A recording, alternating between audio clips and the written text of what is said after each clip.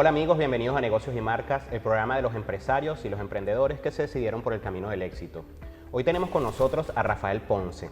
Él es el productor ejecutivo de Living, una casa productora de origen venezolano que hoy está en más de 8 países en Latinoamérica y fue seleccionada nada más y nada menos que para grabar La Casa de Papel en Panamá. Vamos a hablar con él, vamos a hablar de todo lo que ha sido su camino de emprendimiento y pues nada, sin más nada que decir, bienvenido Rafael, gracias por estar con nosotros. Gracias a ti, ¿cómo estás? Rafael, hablamos primero un poco de tu empresa, de la casa productora. ¿Cómo nace el Living?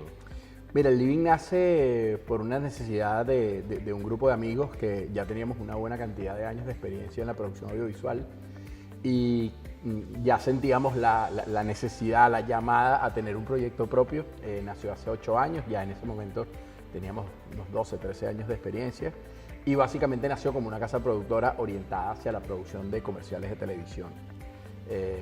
En el devenir de los años siguientes, el crecimiento que ha tenido la empresa un poco es que ha ido expandiendo sus horizontes y ha ido evolucionando a una productora no solo venezolana, sino internacional. Y bueno, paulatinamente fuimos iniciando operaciones en Panamá, en Guatemala, en México, etcétera, hasta bueno, un total de 9 ciudades donde estamos hoy, que incluye algunas ciudades de Latinoamérica, Estados Unidos y Barcelona en España. Ustedes nacen en el 2011, han tenido, tienen ya 8 años en el mercado, pero ha sido un crecimiento rápido. En Venezuela, ustedes atendían principalmente marcas y empresas de servicios para cuñas de televisión. Sí. Y ahora ¿cómo fue esa transición de cuña a productora ahora de series, por ejemplo? O sea, ¿cómo ha sido ese crecimiento? ¿Cómo han logrado que eso suceda? ¿Cómo fue ese llamado, digamos? Bueno, es bastante anecdótico porque la verdad es que nosotros, como te decía, durante muchos años nos dedicamos casi que en exclusividad a la publicidad. No es un secreto para nadie que la producción audiovisual a nivel mundial está mutando a nuevas formas de contenidos, a nuevas plataformas, a nuevas maneras de contar las historias y de hacer las producciones. Y ya veníamos desde hace algún tiempo con la inquietud de empezar a trabajar en proyectos de ficción y empezar a realizar más contenidos de otra índole que no fuese necesariamente la publicitaria. Habíamos hecho un cortometraje, digamos por iniciativa propia, sin ningún tipo de ayuda externa. Hace un par de años, se estrenó el año pasado, nos había ido muy bien con ese cortometraje que se llama Lucy. Y digamos, ya veníamos trabajando en el desarrollo de unos proyectos nuevos de este tipo.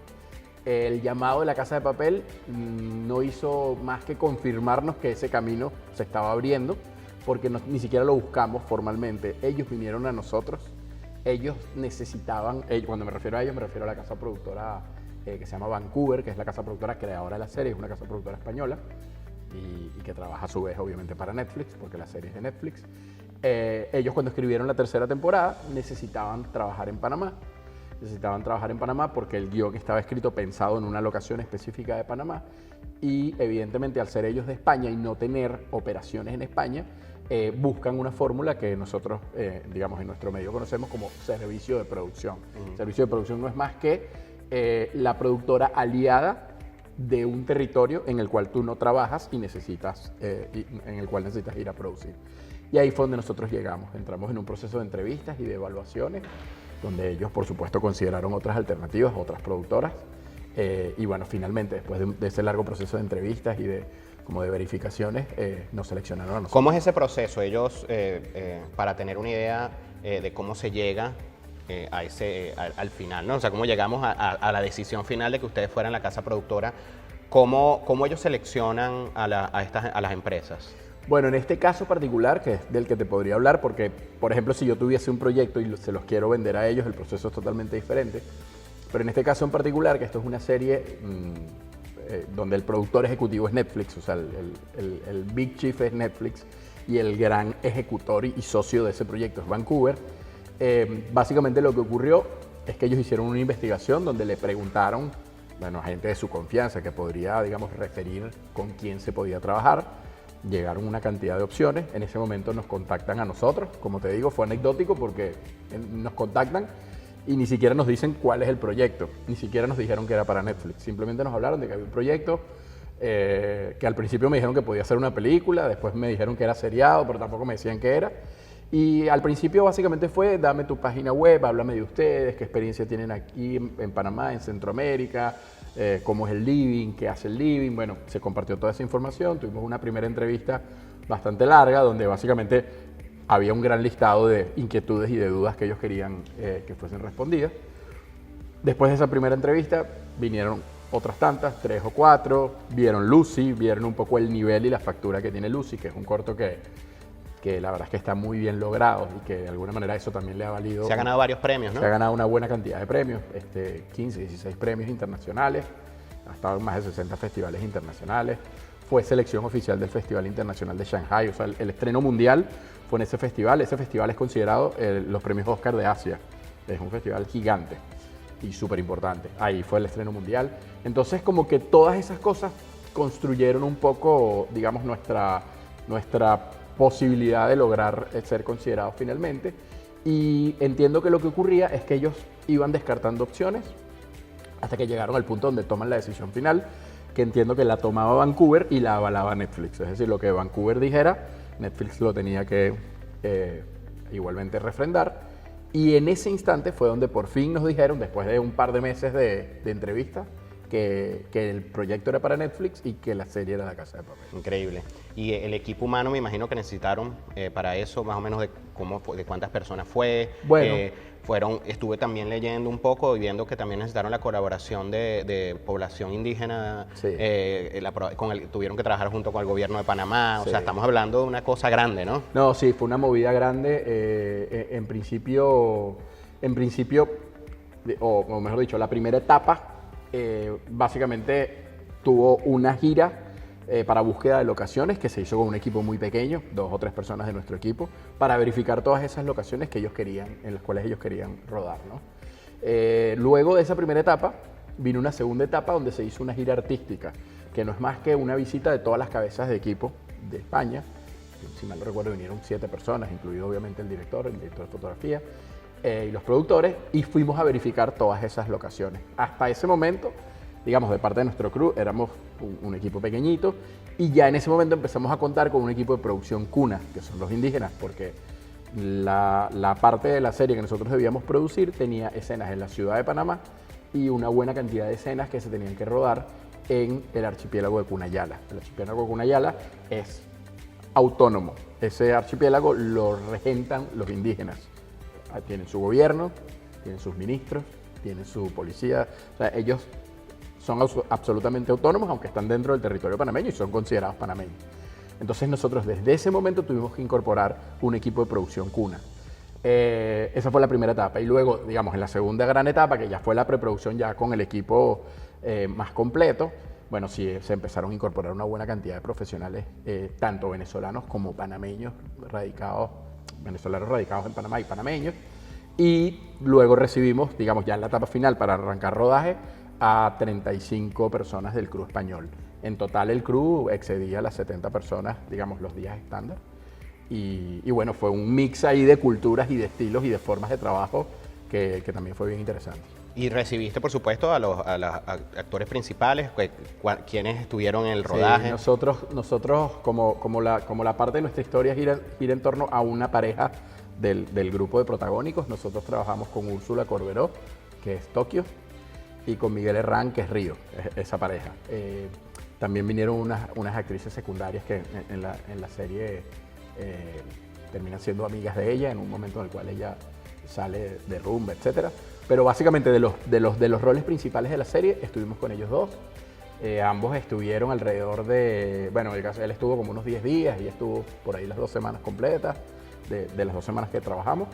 Y bueno, fue súper chévere también compartir con ellos porque la verdad es que fueron unos tipos súper amables. Bueno, deben estar, por supuesto, acostumbrados ya ustedes a trabajar con todo tipo de estrellas porque ustedes han hecho, además, muchos comerciales, han trabajado para muchas marcas adicionalmente. ¿Cuáles crees tú que fueron, a tu juicio, las principales limitaciones? Porque también es importante cuando uno habla de todos estos procesos, también hablar un poco de qué limitaciones o qué problemas se encontraron en el camino y cuáles soluciones ustedes pudieron conseguir claro, para este rodaje, ¿no?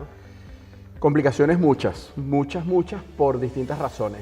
Te diría que viniendo de lo general a lo particular, una limitación importante es que, bueno, Panamá es un país que tiene una industria audiovisual pequeña, no es demasiado grande, no es demasiado poderosa, es un país de 4 millones de habitantes. Esta serie viene de ser la serie top de la plataforma, ganadora del Emmy Internacional el año pasado, trabaja en los estándares de calidad más altos. El equipo de trabajo español está conformado por gente que tiene unos cuantos años de rodaje haciendo este mismo tipo de proyectos, o sea, este mismo tipo de series. Y evidentemente recibirlos en Panamá teniendo ciertas limitaciones a nivel de equipo técnico, me refiero de equipos, pues de cámaras, de luces, de accesorios, etcétera, es duro. Es duro también porque evidentemente la gente es muy buena y muy profesional, pero no viene de la misma capacitación, no viene del mismo nivel de experticia, incluyéndonos nosotros. O sea, no pretendería para nada decir que esto es algo solo que tiene que ver con Panamá, sino que en general en Latinoamérica hay menos experticia con el tema de las series que lo que hay en Estados Unidos o lo que hay en Europa. Recién hay un boom de series en Colombia, en México, en Argentina, pero la verdad es que es bastante reciente. Entonces, ahí había un desafío importante, esa era una complicación. También había una complicación importante y es que el clima en Panamá, a pesar de que decidimos rodar en esa época del año que fue diciembre, el clima de Panamá tiene sus particularidades, desde por el calor hasta por lo mucho que llueve. Se portó bastante bien el clima. Y además había una complicación gigante que era toda la logística, tanto en la ciudad como en el archipiélago. En el caso del archipiélago, porque no tiene energía eléctrica, las comunicaciones vía data son bastante pobres, las comunicaciones celulares también. No hay, digamos, una infraestructura hotelera importante. Las islas básicamente tienen unas cabañas muy sencillitas y era súper duro. Y en el caso de la ciudad, porque necesitábamos toda una logística de apoyo policial, persecuciones policiales, trancas de calle, desplazamientos, etcétera, que era complejo. O sea que en general toda la producción era bien complicada. Bien compleja. Bueno, amigos, vamos a un corte y regresamos enseguida con Rafael Ponce de la casa productora El Living para que nos siga contando sobre los próximos proyectos y recomendaciones para usted que desea emprender.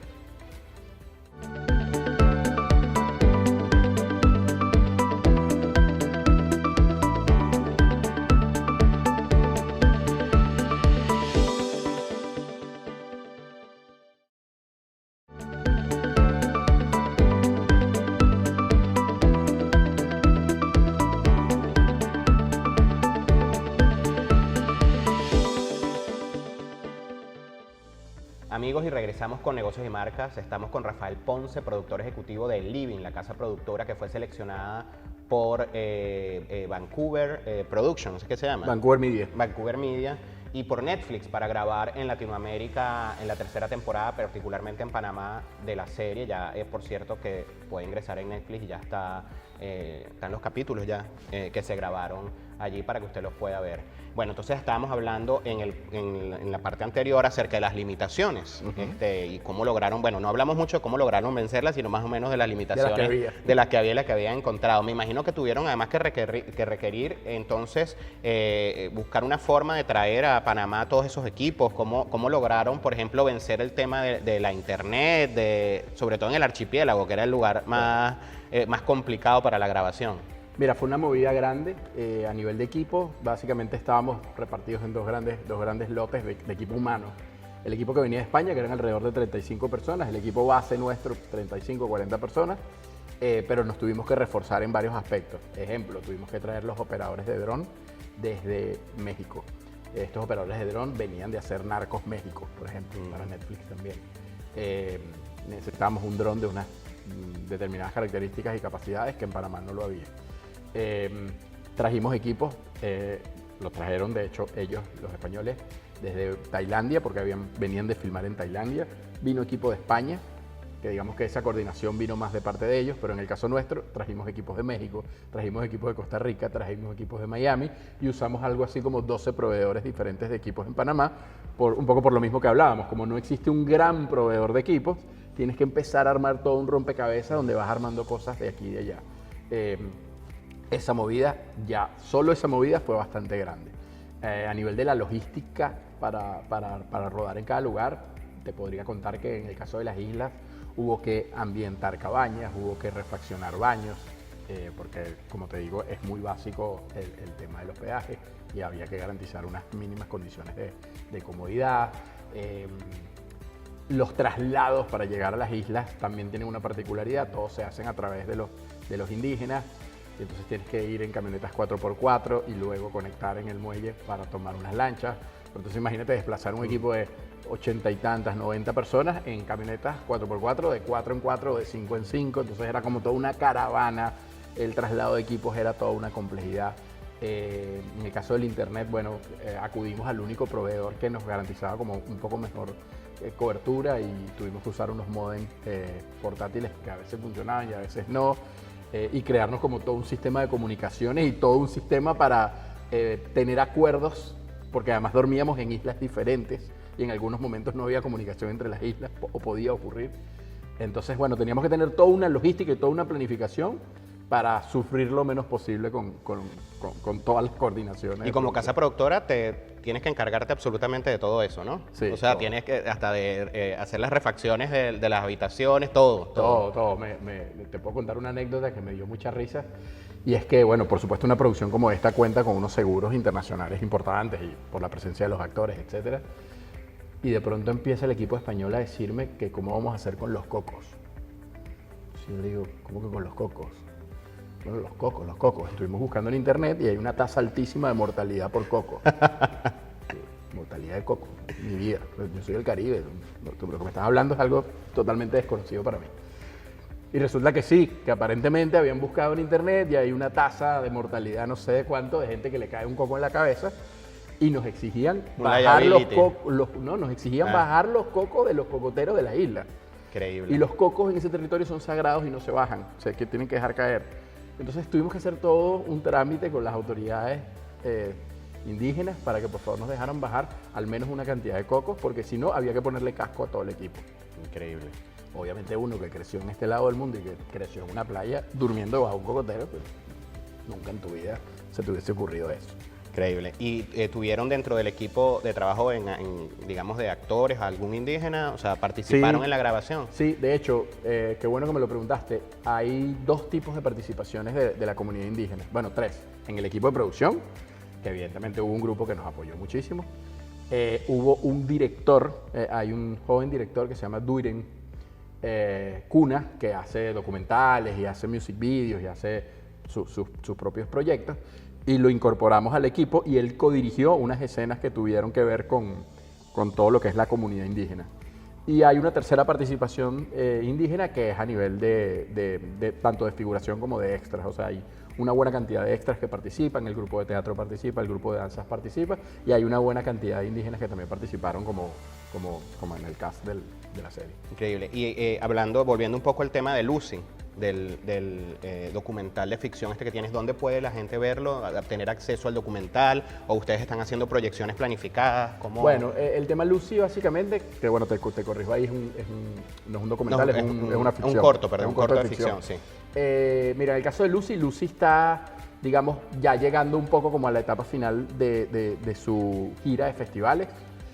Cuando tú tienes una obra de este tipo en festivales, no puedes exhibirla públicamente, sino que tienes que ir como que festival por festival, porque los festivales te exigen un poco esa, digamos, exclusividad.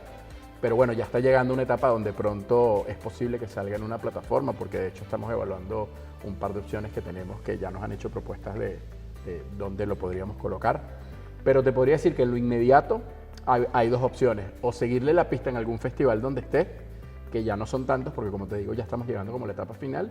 Y en el caso de alguien, por ejemplo, que esté en Venezuela, va a haber un estreno para Venezuela, que va a ser en Caracas, en el mes de octubre, muy posiblemente, en el Centro Cultural Trasnocho. Okay. Y ya después de eso, seguramente lo dejaremos público, y si no termina saliendo, digamos, en una plataforma o en, digamos, un soporte grande, bueno, lo colgaremos nosotros y lo haremos público. ¿Cómo puede la gente saber de ustedes? ¿Tiene su página web, Sí. Redes sociales? La página web del Living es elliving.tv, o sea, el en español, living como livingroom.tv.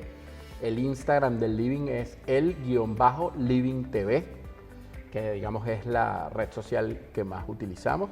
Y bueno, ahí regularmente estamos posteando información de nuestros rodajes en cualquier parte del mundo, o de nuestro trabajo de producción, o cualquier cosa de interés. Por ejemplo, ahora hemos estado muy activos con el tema de La Casa de Papel, porque, bueno, todo el mundo quiere saber un poco Claro. el detrás de cámaras, ver cómo fue la isla.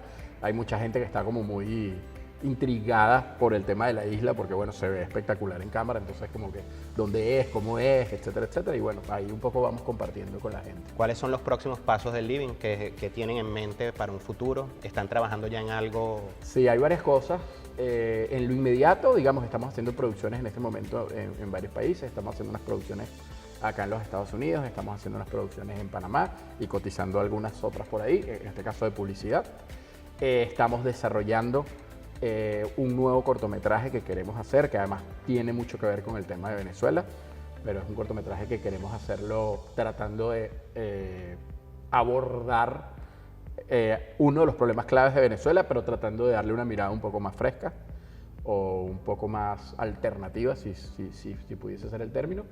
Y por otro lado, estamos trabajando en el desarrollo de unos posibles proyectos de series que bueno, va a ser un proceso mucho más lento y que va a llevar una buena cantidad de meses, pero que le tenemos muchísima fe que pueda llegar a buen término. Claro, esta oportunidad, digamos, que les llegó por referencia de La Casa de Papel, me imagino que entonces les dejó un poco de hambre con respecto al tema de hacer series para la televisión. Y bueno, ya sabemos que están preparados perfectamente para hacerlo. Talento venezolano de exportación, como decimos nosotros en Sí, bueno, la verdad que quedamos fiebrudos, para usar un término coloquial, quedamos absolutamente fiebrudos.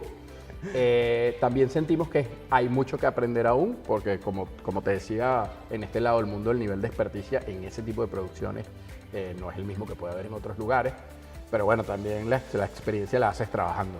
Y ahí creo que está el gran desafío para las cosas que vengan, como que sentir que nos picó el gusanito, que tuvimos un gran aprendizaje, un gran intercambio y bueno, todavía hay que seguir creciendo y apostando. ¿Qué recomendaciones le darías tú a otros productores, a publicistas que digamos han tenido que salir del país y no encuentran como una vía para poder seguir haciendo lo que siempre han hecho dentro del país y que probablemente dentro de Venezuela fueron muy exitosos y les tocó salir?